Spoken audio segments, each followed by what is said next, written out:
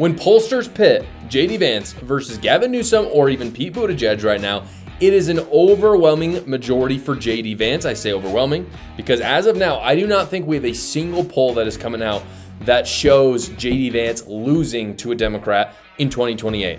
This is what the most recent polls are saying about JD Vance in 2028 right now. This comes from Emerson. I'll put it up on the screen for you to see. What we see is in a matchup between Vance and Newsom, Vance wins 45% to 42%. I have to point out really quick, this is just the national vote.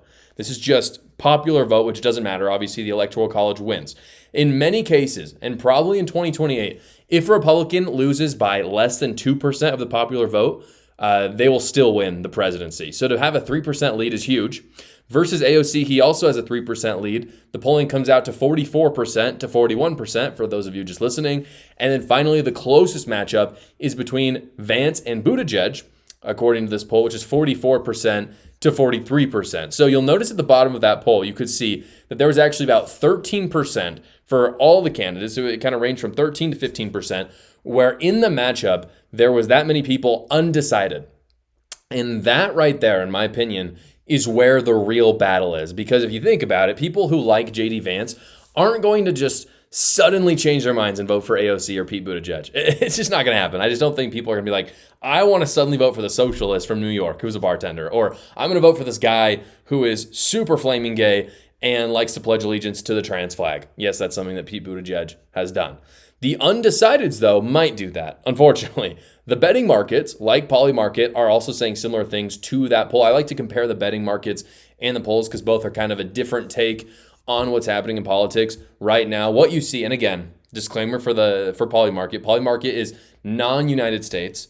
And again, it's just the perception of what's going on in the United States. It's not, obviously the perception might look into the real data. This is not any sort of poll. It's just the perception. And to its credit, it is accurate a lot of the time. Right now, what you're seeing for the Republican presidential nominee in 2028 is JD Vance has a 56% chance of taking it. In second place is Marco Rubio with 6.8%, and then Donald Trump 5 and Ron DeSantis 5. Donald Trump shouldn't even be in there. In my opinion, he has a 0% chance. He's said openly he doesn't want to do it. Obviously, he can't do it for a third term, and there's really no legal way around that, despite what Steve Bannon says. Marco Rubio, 6.8%, totally believable. I think Marco Rubio has been fantastic. I think probably the best cabinet member in Trump's cabinet, and I think Ron DeSantis also has a reasonable shot at it as well, but JD Vance has an overwhelming lead in the markets. If you look at the Democrat side, what Polymarket is saying is a lot closer. You see Gavin Newsom is in the lead at 21%. Close behind is AOC at 16%. Pete Buttigieg is at 12%, and Josh Shapiro is at 6.3%. Again, to Polymarket's credit, I think these are the four frontrunners for the Democrat Party. These are their best options. I say that in quotes. Ironically, I think their truly best option is Josh Shapiro, but the problem is he's a Jew. A lot of Democrats don't like Jews. That's just the reality. So I don't think Josh Shapiro is going to be in it. I think those top three are going to be probably the final three. Maybe a Gretchen Whitmer gets in there. Maybe the governor of, I'm trying to remember his name, Bashir from Kentucky could get in there. He's fairly popular and well-spoken. But Gavin Newsom is on top right now. And if you look at a matchup now, this is from Polymarket, you see that JD Vance has a 28% chance of winning, and then closest is half of that, which is Gavin Newsom at 14%, AOC at 10%, and Pete Buttigieg at 8%. So right now, with those numbers, they're definitely, you're seeing a very good number for JD Vance as he has double the chance of the next Democrat frontrunner. However, the question is JD Vance actually going to run? And I think with those numbers, 100% you would. I mean, who would not look at those numbers and think, oh, I'm just not going to run. I think everyone would look at that and run. The last time that someone actually asked him about that, he didn't really even deny it either. Take a look at what he said. We'll see what happens come 2028. But the way that I think about this is the best thing for my future is actually the best thing for the American people, which is that we do a really good job over the next 3.5 years. So we'll cross the political bridge when we come to it. I'm not thinking about running for president. I'm thinking about doing a good job for the American people. And I think the best way to do that is to make sure that President Trump is a success. And it's not like he's going to end his time with Donald Trump and say that they failed. It's not like you're going to see him 3 years in and be like, yeah, we failed, I'm not running. So by his own logic, he's definitely running. Now, You may have noticed in those Polymarket numbers that if you add up the odds of all the Democrats running, it actually goes above JD Vance right now. So it's actually going to be a very tight race, probably. If you add up all those odds, it's in the 30s. So this is not just JD Vance having a 90% chance of winning. It's just he has the higher chance of anyone else. The reason why the betting market sees it that way is partly because of the polls being so close. What's interesting about polling in general right now is we're kind of exiting a 10-year skew that I think has changed presidential polling forever, really.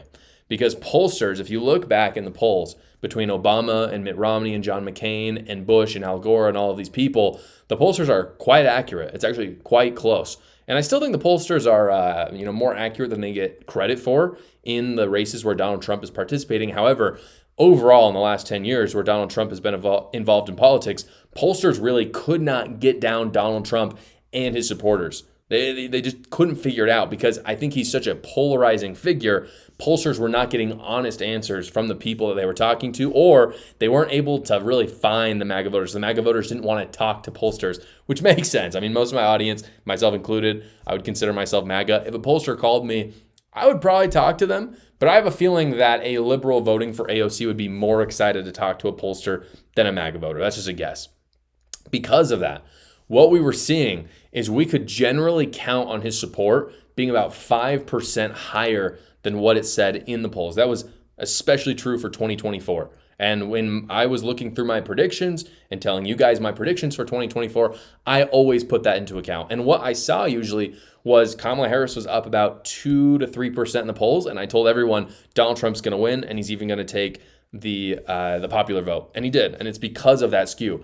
The question is then, is JD Vance going to get that same skew? And I think he might get some of it, but I don't think it's ever going to truly be like Donald Trump because who is like Donald Trump? Donald Trump is he is a one figure, unico, as they say. There's no one like him. He's completely one. And so when we see these polls where JD Vance is plus 3%, like this poll I showed you on Democrats, I think those are good numbers, but it's not plus 8% like a lot of people would assume it was with Donald Trump, for example. Now, in addition to that, it's not quite all sunshine and rainbows. The hardest thing that JD Vance needs to do, the biggest obstacle that he has to overcome, is he needs to unify the MAGA base once again.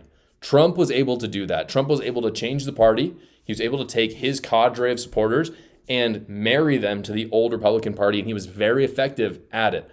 I'm not sure, I'm not sure. I'm not saying I know or I don't know. I'm just saying I'm not sure that JD Vance can do the same thing. JD Vance so far has proven to be very anti-free market at times. At times, JD Vance's fiscal policy mirrors AOC and Bernie Sanders. It really does. He also has proven to be very anti-intervention, and he's very ingrained in the tech industry. His whole campaign was funded by Peter Thiel, by the way, tech billionaire, PayPal guy, now doing Palantir. And those things might appeal to some people. There are some Republicans that really like his anti-interventionalism. They like his kind of pro-socialistic policies. There are a lot of Republicans that do not like that. I, for one, am very concerned about how pro-debt and anti-free market he is. I'm also very concerned about his foreign policy at times. I don't think he would have handled Iran the way Donald Trump did, for example, and I think Donald Trump did a fantastic job with that. So again, that doesn't mean he won't pivot, and I think he'll look at what Donald Trump has done and take advice from him and probably pivot. And it doesn't mean he can't unify the base, but I think it will prove to be his biggest challenge. If he can do it, and he can be another Donald Trump, then I think he can win the 2028 election. Do you ever need something done quickly and quietly? Not the kind of quiet that you get from Democrats trying to cover up their failures, but the kind that comes with discretion, precision, and a well-ironed trench coat. That is where my partner Gray Ledger Services comes in. You're not going to find them on billboards. You don't find them on TikTok. Until now, it's only been by referral. But for the first time ever, guys, they have agreed to let my audience in the side door. Gray Ledger is for professionals, executives, and high-value individuals who don't need help. They need a fixer. He doesn't take selfies. He doesn't do small talk. It just gets done for you. If you've got sensitive, logistical, or high-trust situations, you can submit an inquiry at grayledger.carrd.coo, or you can go to the link in the description below. And if it fits, Mr. Ledger will see you now. Thank you so much for watching this video, everybody. Please like the video so other great Patriots like yourselves will see it. And you can tune in every single weekday at 6 p.m. Eastern time for the live show, or you can watch another video right here.